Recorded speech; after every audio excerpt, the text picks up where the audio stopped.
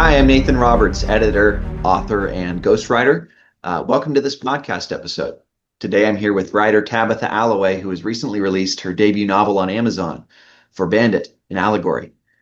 This novel has been long in the making and much anticipated by Tabitha's readers, myself included.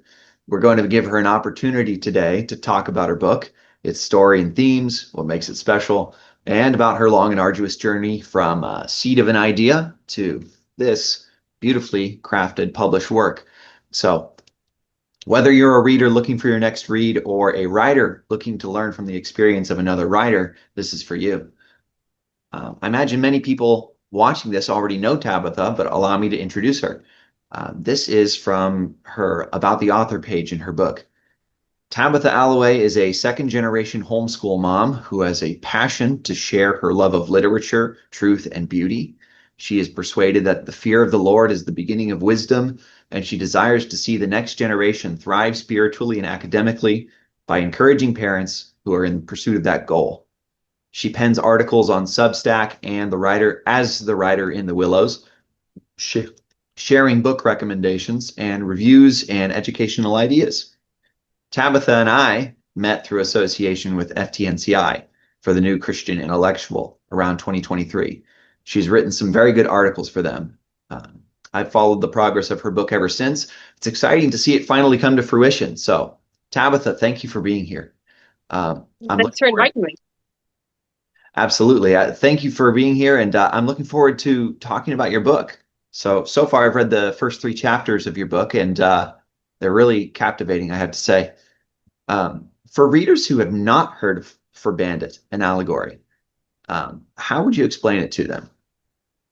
Well, it's Christian fantasy. I would call it dark fantasy. It has some heavier elements at times, and but it's also very filled with hope and like light in the darkness. It's a story, but it's also an allegory, and I'll talk more about that in a little bit. The name for bandit is actually a Danish and Norwegian word. And it's, if we're going to get technical about the pronunciation, the proper technical pronunciation is Forbandet. But I just say, in my own Americanized way, Forbandet. So, and it's a Danish word that means it means accursed or damned. And so Forbandet is the country in my story. Yes, with it being an allegory, a lot of the names have very deliberately chosen meanings, and Yes. I that's interesting that Forbandet is from Danish. Why did you choose that as the title? The accursed or damned. It's because the story is an allegory of law and gospel, and so it pictures the way we are under sin before Christ. Yeah, so we will have to nail down some of the pronunciations as we go through this because I'm not sure how to pronounce some of the names. Like, is it Caedmon, the main Yes, character? it's caveman. It is Caedmon? Okay, caveman. well, I did get Uh-huh. that right then. Who is Caedmon, and what is his struggle in the book? He's my main character, the protagonist, and he's a woodsman who lives outside the town of Morallo. And uh, Capeman has known the pain of loss inflicted by the Domini, and he wants to create a plan to stop them. The Domini are tyrannical lords of the land who have overrun Forbandet, and they steal and kill and brutalize. And so he wants to put a stop to their dark reign. So he comes up with this kind of madcap plot to stop them. But but the problem is he is this going to work out for him, or is this only going to stir up their enemy's unending rage even further? And he wants to seek freedom, but from their reign. But is the path that he's seeking going to take him there? So it has it has kind of some Beowulf vibes. I don't know if you've read Beowulf or know in general what that the story is about, but it has a little bit of Beowulf vibes, and the story is also Pilgrim's Progress inspired. first of all, to kind of explain how it's similar to Pilgrim's Progress, it takes, like Pilgrim's Progress, it takes a direct approach, kind of a direct approach um, to explaining or putting forth a deeper meaning um, through the character names representing certain things or certain people. And so, um, for instance, in Pilgrim's Progress, you had Giant Despair, and you had you had characters who were named the things that they were. Well, my book is similar, except that I did was I chose names in other languages so that you can kind of just read it through as a story if you wanted to, and then or dig into the meanings later if you wanted to. One of my reviewers said, and in her words, she said, "This is not subtle mythos. This is an allegory that leaves little room for misunderstanding." It's, in other words, she said, on a continuum between Pilgrim's Progress and Narnia, it would be closer to Pilgrim's Progress. So, in that sense, not all the characters represent something, but many of them do. And so you have to check the key in the front of the book sometimes for some of the meanings there. But the way it's different from Pilgrim's Progress is it is a story, and I wanted the book to be engaging on its own merits without, even without the deeper meanings that are there. One of my readers told me, I read it first just for the story, and now I'm going back a second time and reading it to study it and learn what the meanings were. And another reader had told me, you could just read this for the story, and or you could dig deeper.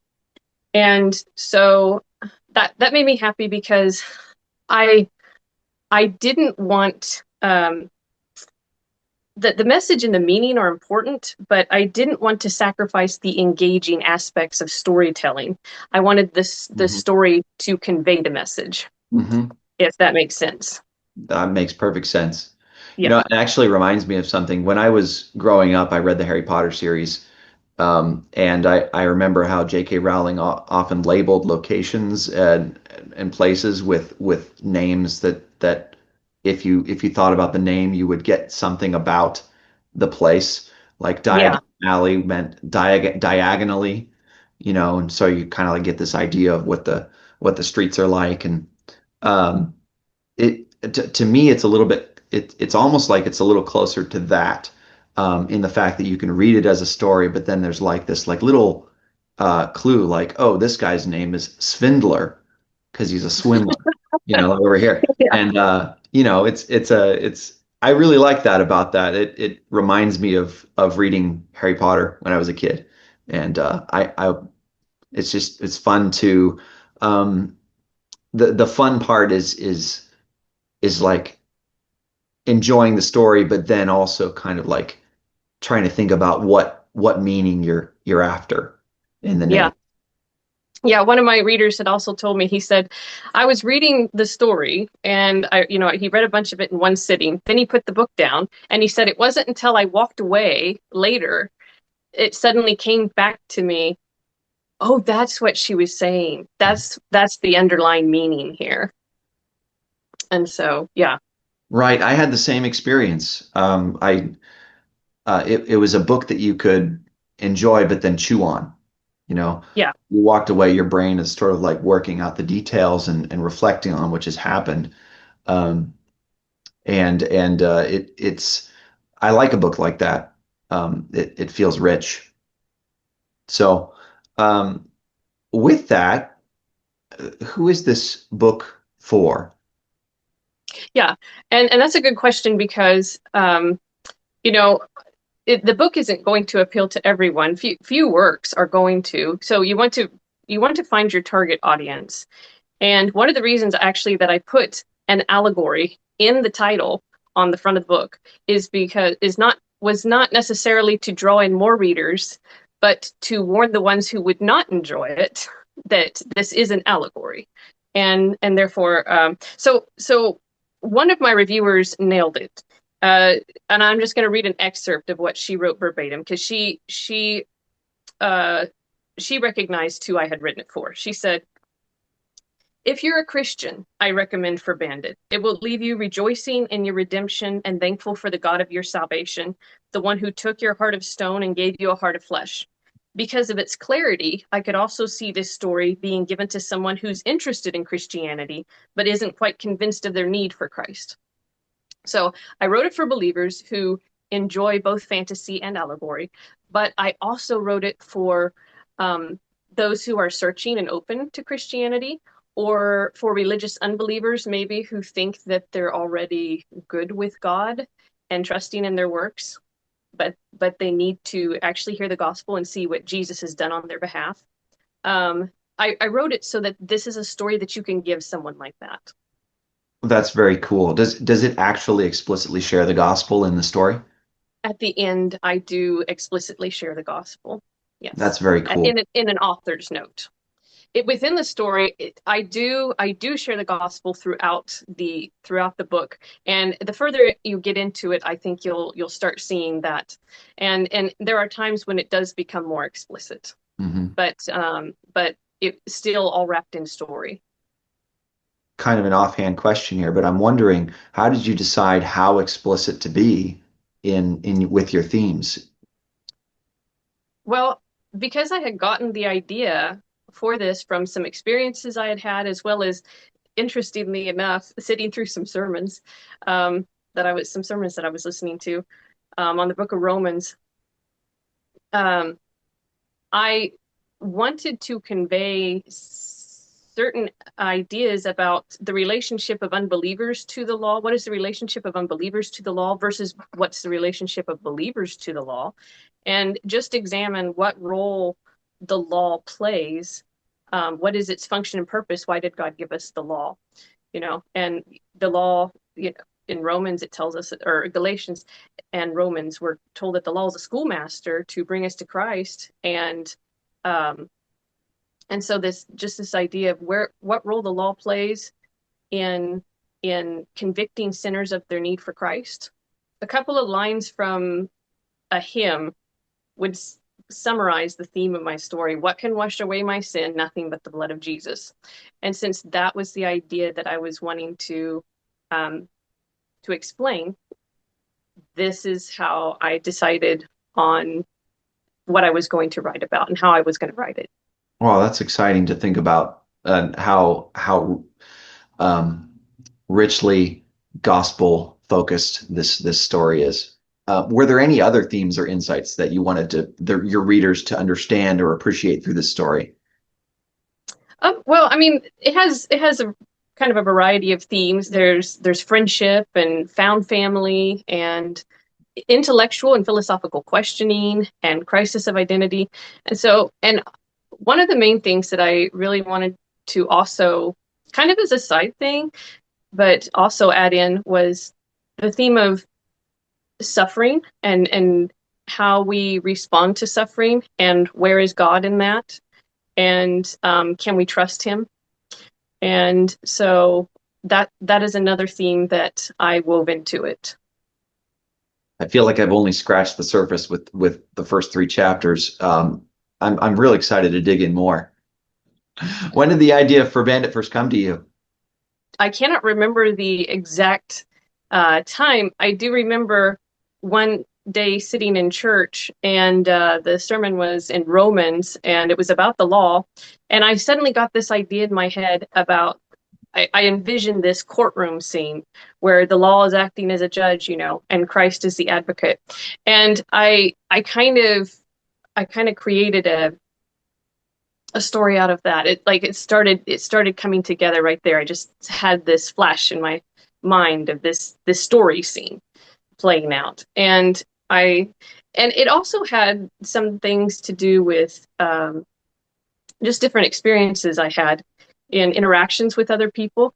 So for instance, and I mentioned this in the author's note at the back of the book, when I was about 20, my dad and I were on our way home from work one day. um, he he and I often worked together. When I was growing up, I did carpentry with my dad. And also, I think at that time, I was doing electrical work because when I was 20, I got my master electrician's license. Mhm. And so, anyway, we were on our way home from work together one day, and we saw this hitchhiker on the side of the road. And I don't know what possessed my dad to do this because we don't usually pick up hitchhikers. But for whatever reason, he pulled over and he stopped and he invited the guy to ride with us as far as we were going his direction.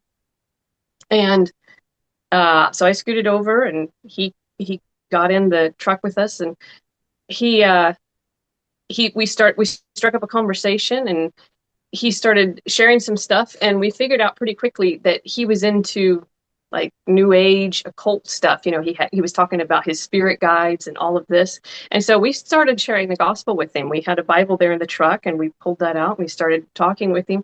And I never had this happen before in the times that I've shared the gospel with people, but this he told me that basically he was sinless. He basically denied having sin. And I don't usually get that from people. When I would share the gospel with people, a lot of times people would tell me, yes, I've done sinful things, but I'm not a bad person. That's usually the line that they take. Well, he was trying to tell me that he was essentially sinless. That's what it seemed like he was trying to say. And I was kind of shocked by that. And so I opened the Bible up to 1 John 1, and I showed him the verse that says, if we say we have no sin, we're a liar and the truth isn't in us. And he looked at that verse, looked over my shoulder at that verse with a straight face and told me, I believe that. That's true. It's just not talking about me because I'm not a sinner. Wow. Yeah, I was like, wow. Wow. So it really drove home to me that the law of God, it's important to use the law of God in showing God's holy standard to sinners, that they need, first of all, before anyone is going to trust in Christ, they're going to have to understand that they're sick, they need a cure. And before they figure out that they need a cure, they're not going to want Christ. Mhm.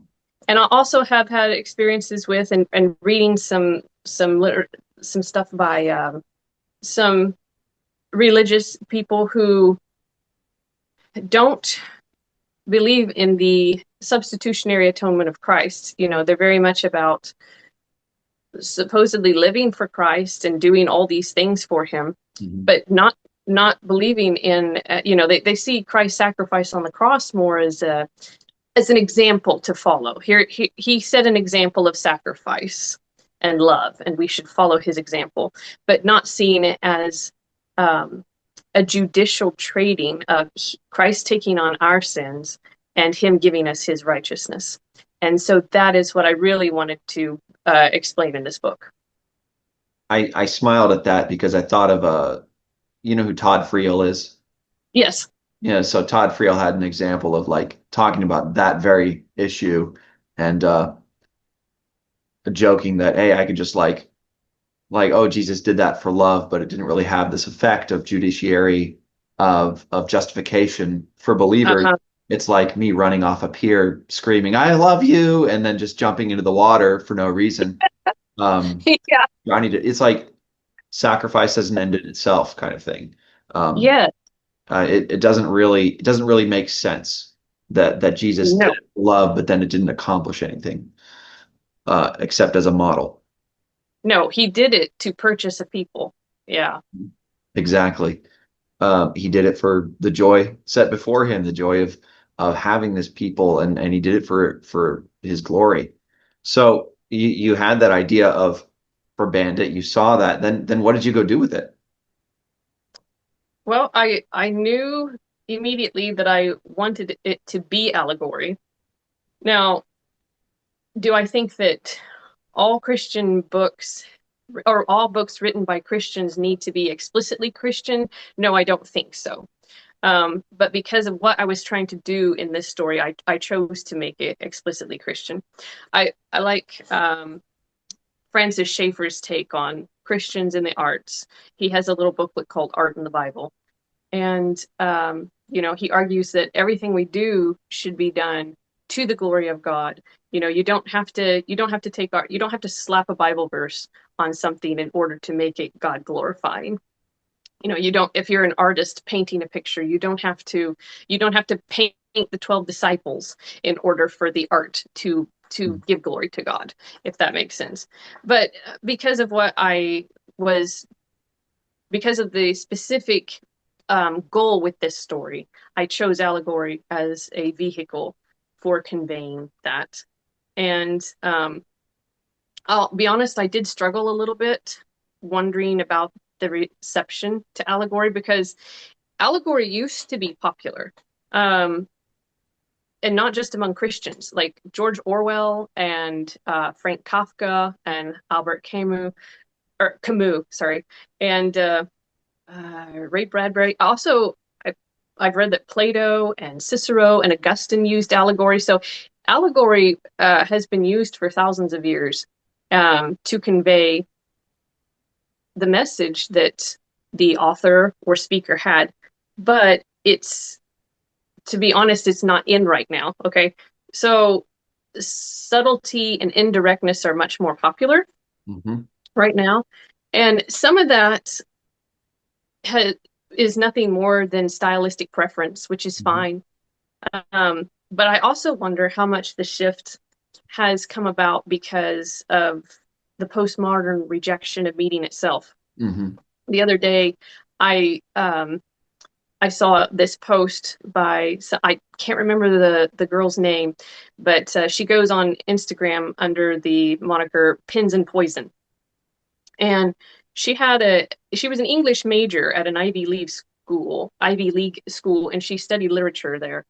And she had an interesting article on this, titled "How Postmodernism Killed Great Literature." And if it's okay, could I read just a short portion of that? Okay. Absolutely. Um, okay, she wrote, "Modern publishing has a problem with meaning. The industry doesn't just tolerate ambiguity, it prefers it.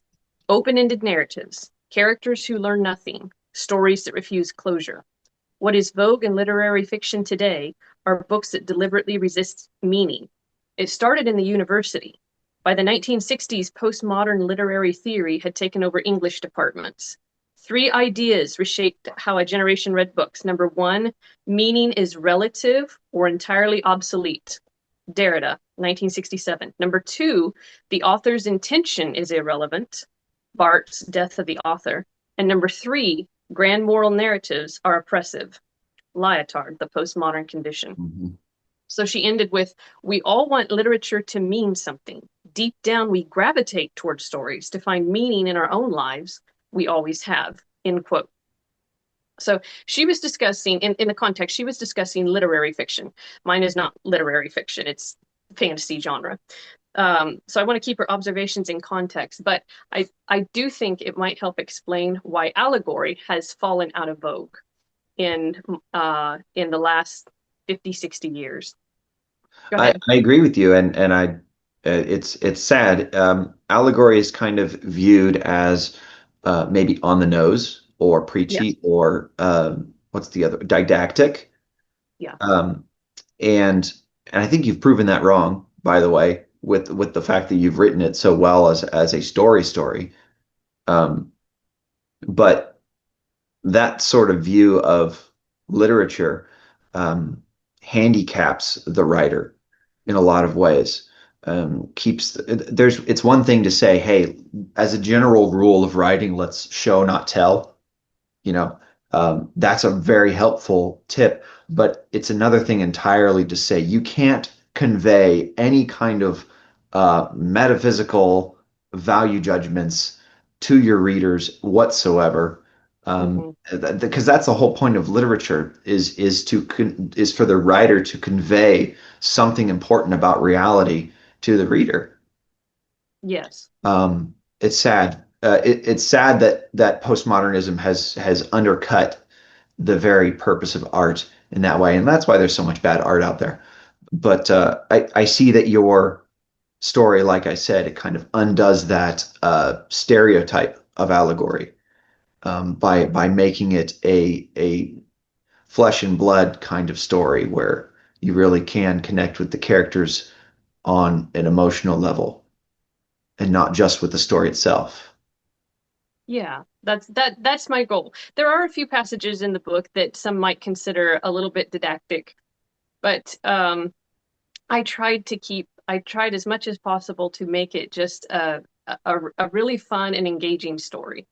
Mm-hmm. So that would draw the readers in for the characters and the story itself. Um, how long did it take to get you from that very first moment where you had the idea of this courtroom scene and then got it to finally here's the published manuscript? We're not talking about the cover art or prepping for publishing, but just like how did you get it finished? Well, it took way too long. And Yeah. it's partly because for a long time I had the idea in my head, but I didn't actually sit down and write it. Okay, so from the time that I sat down or I got the idea to the time that the manuscript was essentially finished was 15 or 16 years. So you can see for a long Oh, time I just did nothing with it, nothing with the idea, and then finally sat down and started writing it. And I kind of did everything out of order, which I'll talk about in a minute. But um, but as far as my writing process, um, I get, you know, my best creative ideas sometimes come while I'm listening to music in the car. So if, to get my inspiration, a lot of times I can't just be sitting in a room at the computer staring at a blank page. mm, I've got to, I have to have the ideas a lot of times ahead of time when I'm just relaxed or doing something else, and then I will start writing.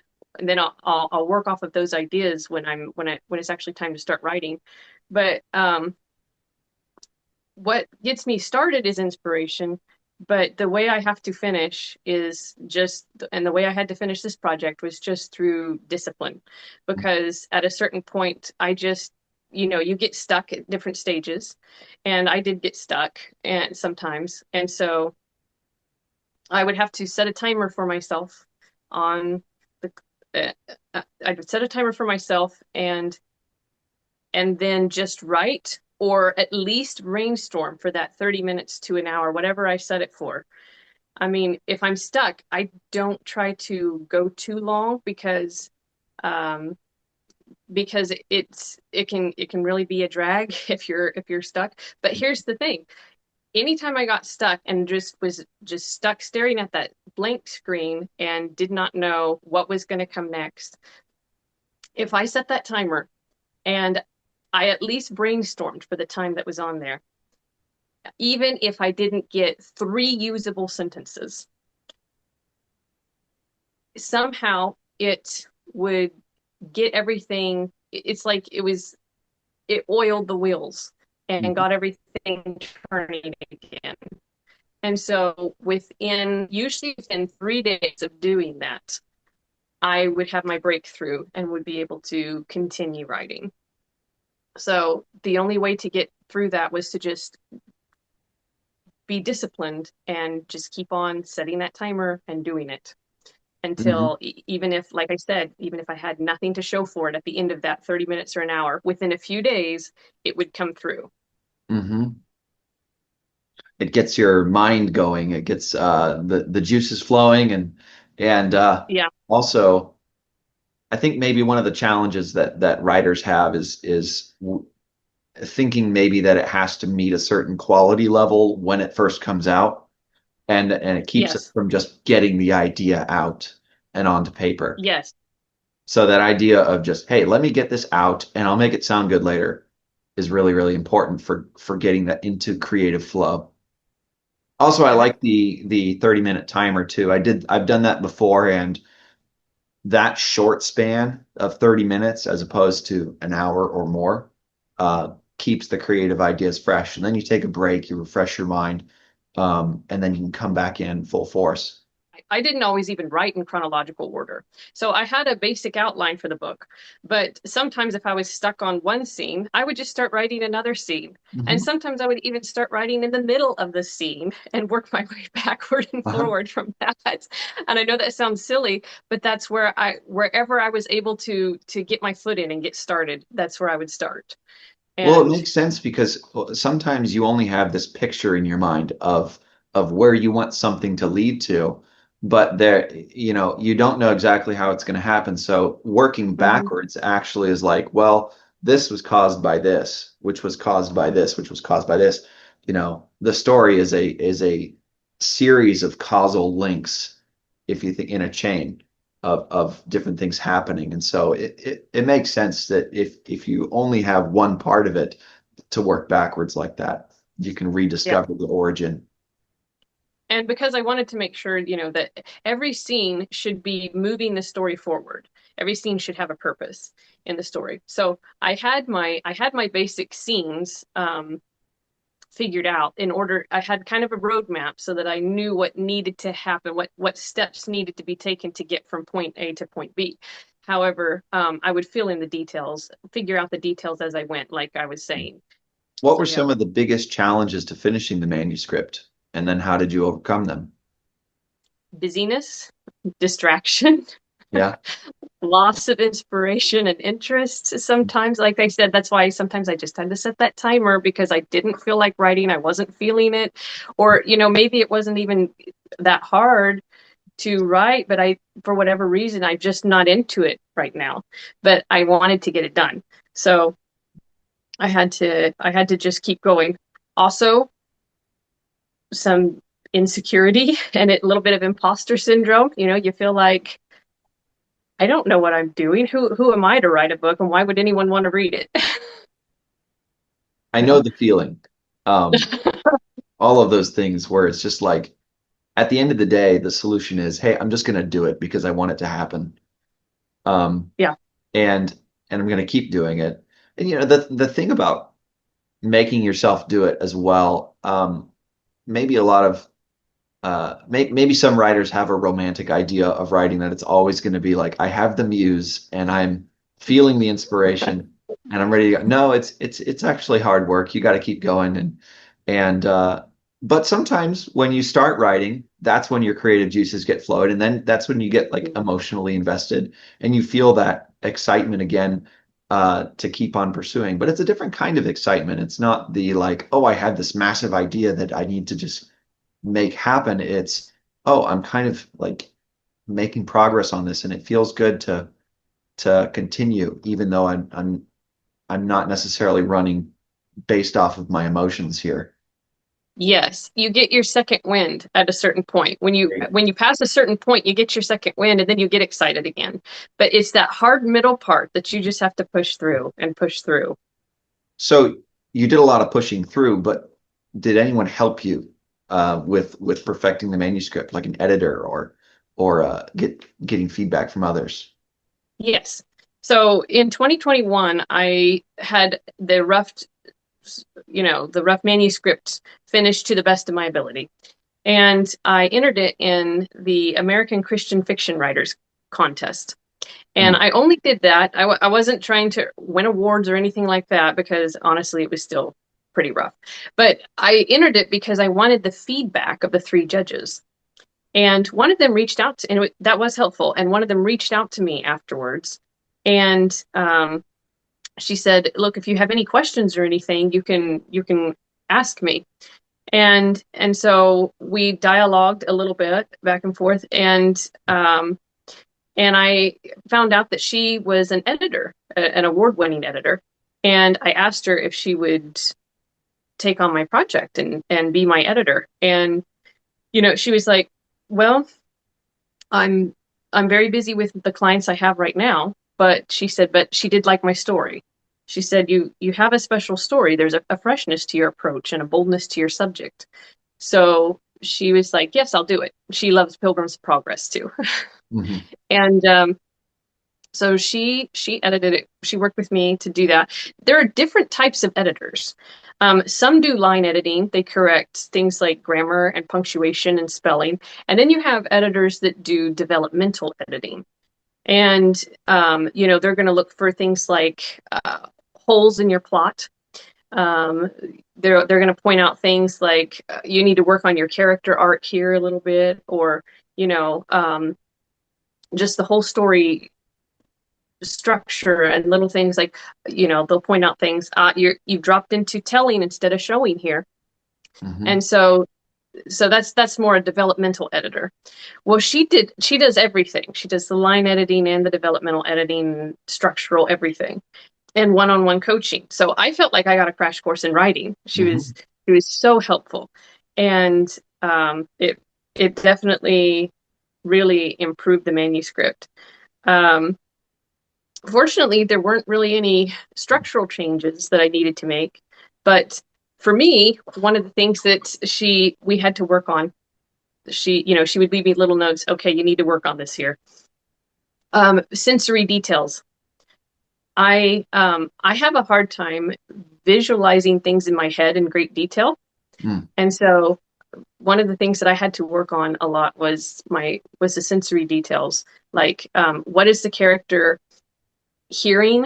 What is he smelling? What is he feeling? And that helps ground the reader in the story and immerse them into that world, Mhm. the sensory details.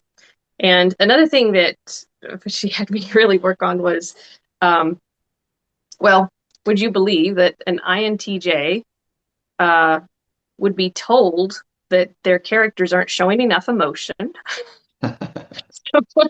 Yeah.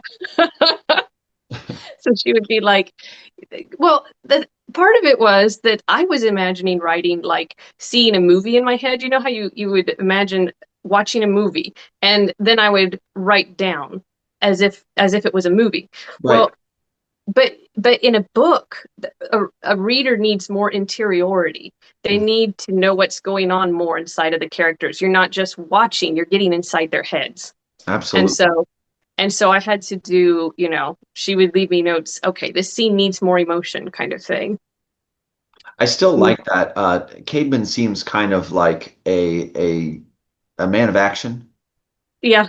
if you call it that. So, but he is feeling things as he goes, fear and then pushing past it, or horror at different uh terrible things. I don't want to give away things Yeah. that's going on, but yeah, I do see that, and I appreciate that about that.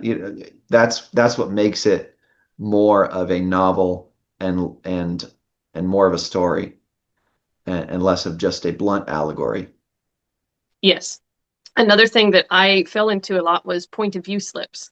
And so she would be like, "Oh, you've slipped out of point of view here." So point of view is really tricky. It's really tricky to stay in to choose one point of view and stick with it. So I chose third person limited deep point of view. Now, so somebody like C.S. Lewis in the Chronicles of Narnia, he has the omniscient narrator point of view. He can get into all the different people's heads, Hmm. right? Well, with the story that I'm writing it from one person's perspective. It's Caedmon, and I'm writing it in deep point of view, so everything has to be viewed through his subjective experience and senses, and and so for instance, I might drop out a point of view by saying something like his cheeks reddened. Well, he can't see his cheeks redden, so I can't say that. I can say his cheeks warmed. Hmm. So she would catch little things like that and help me fix point of view things. So yes, it was very helpful, everything that we went over. So yes, I did have a lot of help with that. And then I had beta readers who gave me some very positive feedback, but also made some suggestions for improvements that I took a lot of those suggestions because I did think it would improve the story. Hmm. So that was very helpful. Yeah, the first line in the book goes pretty hard. Something smelled dead. I remember that one because it's the sensory detail, and that one phrase. I think, wow, this goes really hard. Yeah, Well, talking yeah. about death, you know. Um, so it sounds like a lot of changes were made to the book, as a lot of Oh yeah. improvements and Yes, development came as a result of getting good feedback. Sounds like your editor was really, really excellent and helped you a lot. she did. She did. I am so glad that I didn't send my manuscript out into the world before I had worked with her. I want to keep things moving, and I want to ask you about the publishing process.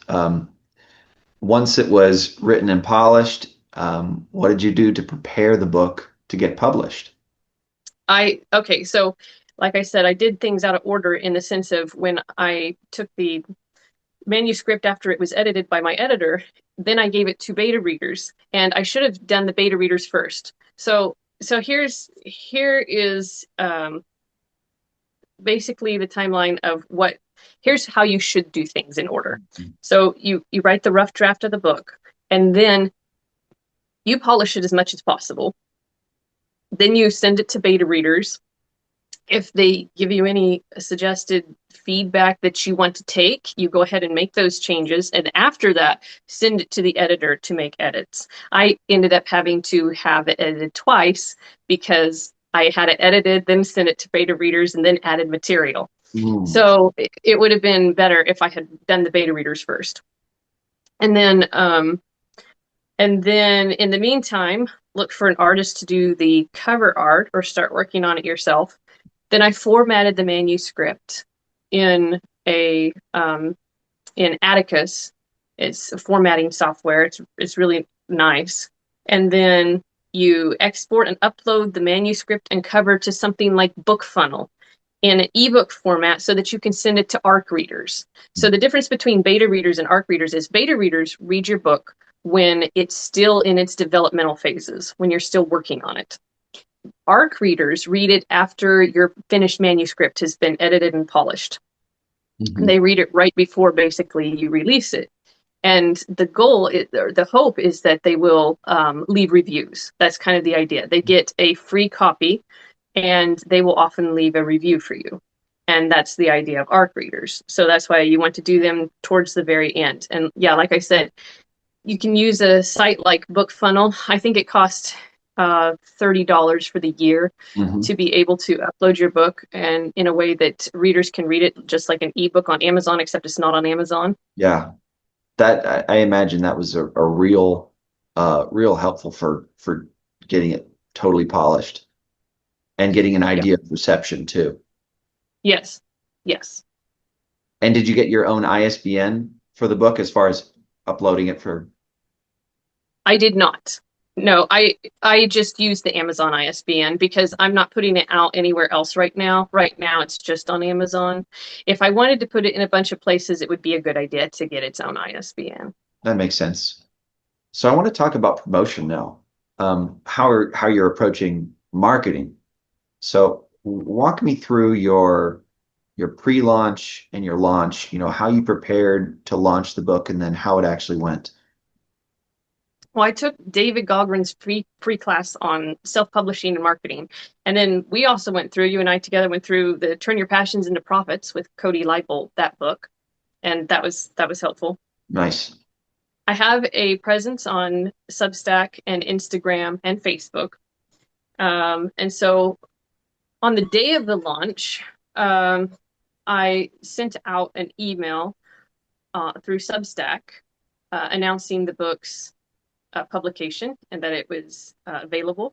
And then the next day, I posted about it on Facebook, and the third day on Instagram, and the fourth day again on both Facebook and Instagram. Mhm. So just to kind of put that stuff out there. Prior to that week, I had made all kinds of promotional materials. I'd made a kind of a book trailer, and I'd made a video of myself announcing the book release, and I'd made all kinds of graphics in Canva. Mhm. Canva is a really helpful tool for authors. So I'd made all kinds of stuff up in Canva for promoting it. And then what I did was I ran a street team. So a week and a half, I don't remember, something like that, before the book was to release, I made a post on Facebook and on Instagram asking anyone if they wanted to join my street team. As I offered in return a sample of the first two chapters of the book for free, and then kind of a sneak peek. And then I also did a drawing uh, for a signed physical copy of the book. And I had 17 people or something respond on Facebook, and that was pretty good. Hmm. And so I created a chat group in Messenger for everyone who is going to help me. A street team, I should have explained, is basically, the idea of word on the street. So it's the idea of, word of mouth, people sharing, hey, this is coming out. And so what I had them do was I assigned them different days of the week to post the graphic that I had created, one of the graphics that I had created, along with the link to purchase the book. And I would have them share that on their Facebook profile or in their stories or on Instagram and Instagram stories. And that they helped me get the word out that way. I Hmm. wasn't using ads. I'm not using ads at this time, but just the word of mouth sharing, and that's very helpful. That can be a lot more powerful than an ad in a lot of ways. With that, now that you're on the other side, you've published the book, you're marketing it. What's next? I don't know. I do have a project that I need to complete before I try to start any others. And I'm working on a video series for explaining how to get started homeschooling. Hmm. And so I am working on that right now, and I probably ought to finish that before I start any other projects. But I do have a couple ideas in mind, and I'm not sure. I'm not sure exactly where I'm going to go next, though. Are you considering a sequel? No, I don't think so. No? Not Okay. now, anyway. That's fine. What's your plan for ongoing marketing? I'm going to probably send a copy of the book to Lorehaven Hmm. it and see if they would want to review it. It's Lorehaven is a group that promotes uh, Christian fantasy books. So they would be a good fit for me, I think. Um, they have a podcast, and uh, they do book reviews and things like that, and you can even list your book on their site if you want to. So I'll probably do that, and I'm planning on probably also running some deals at some point, maybe in several months, and see how that goes as well. Um, Even offering your book free for a short period of time for several days can help um, boost you in the algorithm and also hopefully pull in more readers who will tell more readers about it. Hmm. Absolutely. Well, Tabitha, thank you so much for your time and your willingness to meet and discuss your book with me today. It's been a pleasure. For the people who are watching, how can they help your book succeed? Like, what can they do? Well, if you read the book and if you will tell other people about it, that would really help. Um, Especially if leaving reviews are so helpful for an author, because it's no longer just what you're saying about your work, it's how other people are perceiving and enjoying it. And that matters to those who might potentially be interested in it but who might not read it otherwise without a recommendation. So yep, just word of mouth Right. basically. Like the proverb says, let another's mouth praise you, not your own lips. Yeah. All right. Well, thank you again. Hey, this has been Nathan Roberts talking to Tabitha Alloway about her novel, Forbandet, an Allegory. I'm going to hold this up so people can see it. If you've watched this podcast to the end and enjoyed it, please consider adding Forbandet to your favorite spot on your bookshelf. Have a good day.